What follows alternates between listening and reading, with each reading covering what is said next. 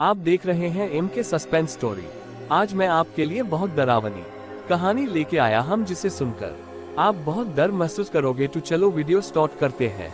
एक शहर में राजा रौनक सिंह का राज हुआ करता था। वो हमेशा अपनी प्रजा के हित में कार्य किया करते थे। वहाँ की प्रजा बहुत खुश रहती थी।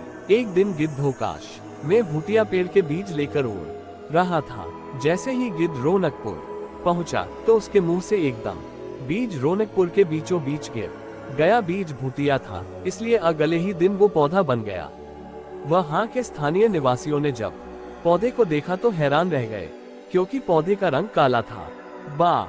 दमे लोगों ने आपस में चर्चा की और यह समझा कि खेत में उगने वाला कोई घास पात या वनस्पति होगी। दूसरे दिन वो पौधा काफी बड़ा हो गया। लोगों को और ज्यादा दुविधा हुई कि एक ही दिन में ये पौधा इतना बड़ा कैसे हो गया। होते होते वो पौधा तीसरे दिन पेड़ बन गया। समय बीता और लोग भी तेजी से बढ़ने वाले पौधे के बारे में सोच सोचकर परेशान हो रहे थे। वो इस मामले को राजा के पास लेकर गए। ऐसे जादुई पौधे का पता चलते ही राजा तुरंत उस जगह पर पहुंच गए। राजा को जैसे ही पता चला कि एक काले रंग का पौधा 3 दिन में पेड़ बना है, तो वो भी उस पेड़ को हैरानी से देखने लगे। राजा उस पेड़ के पास चौथे दिन पहुंचे थे और तब तक पेड़ और बड़ा हो चुका था। वो इतनी तेजी से फैला था कि किसी को यकीन ही नहीं हो रहा था। राजा समझ गए थे कि का रंग काला है, इसमें जरूर कुछ जादू टोना होगा।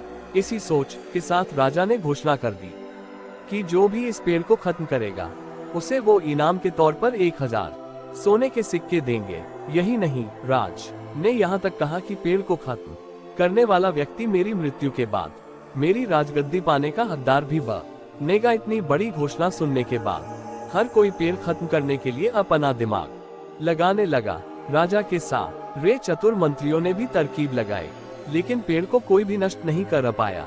किसी ने पेड़ के आसपास आग लगवाई तो एक मंत्री ने उस भूतिया पेड़ को हाथियों तक से खींचवाया, लेकिन पेड़ को कुछ भी न हुआ।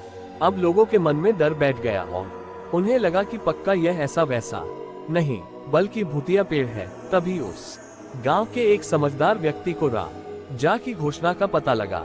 जानकारी मिलते ही वो अपने गुरु के पास भूतिया पेड़ से जुड़े रहस्य को जानने के लिए पहुंच गया। गुरु जी ने अपनी ध्यान की शक्ति को एकत्र करके देखा और उससे पूछा, क्या तुम पेड़ को खत्म करना चाहते हो? समझदार व्यक्ति ने जवाब दिया, हाँ गुरुजी, सब उससे परेशान है। गुरुजी ने बताया कि उसे खत्म करने का एक ही तरीका है। इसके लिए तुम्हें उस पेड़ के आसपास नमक डालना होगा।